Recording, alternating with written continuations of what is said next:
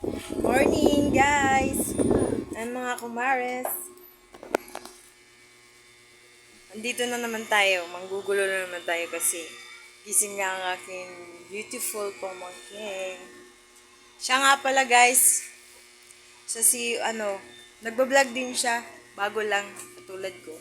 Si Uyot's Vlog. Paki-subscribe naman po ng kanyang YouTube channel. And pindot na rin po ng notification bell para lahat updated kayo sa aking mga i-upload na videos.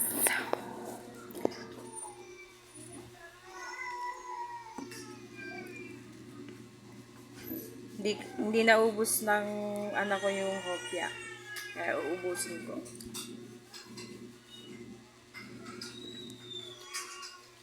Total, nagkape lang ako kanina. Diba? Taho naman yung kinakain niya ngayon.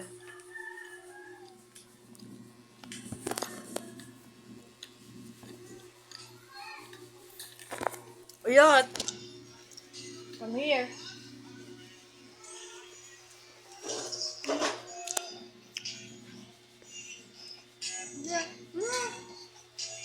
Ano daw gagawin niya?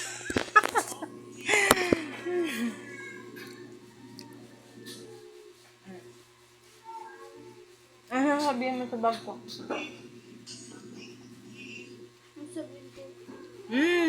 Wala siyang maisip. Ganun ba yun? Pag bilang vlog, walang maisip na sasabihin.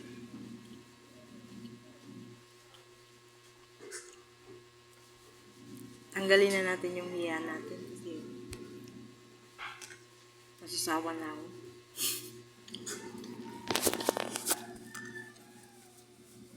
Mamaya mamamalengke ako.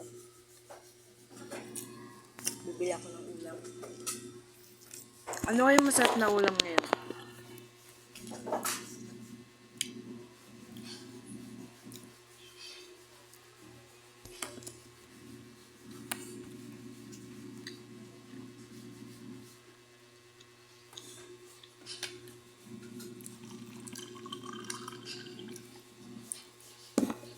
Alam nyo, mga Mars, and sa lahat,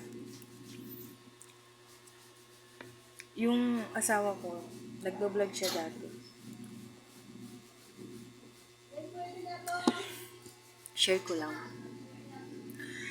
Hindi niya na tinuloy yung pagbablog niya. Gawa ng nahirapan siya sa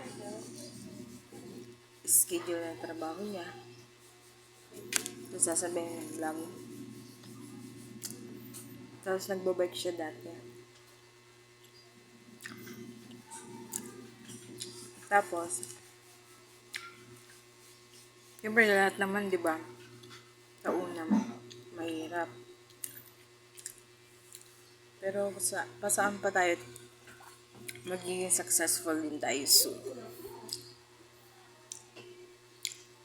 Bale, yung subscribers niya doon is 113.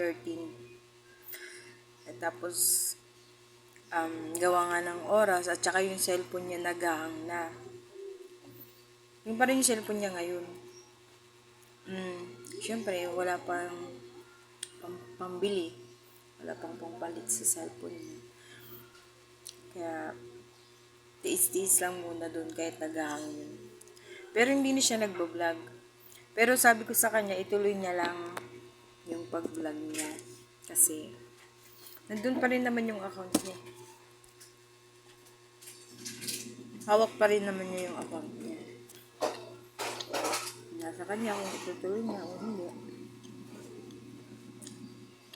Itapon mo ito sa basura yan. Itapon mo dali. Sa pagbablog kasi, kailangan may inspiration ka, diba? Sabi ko nga, kahit ano, vlog. Mali mo naman. Kasungkit.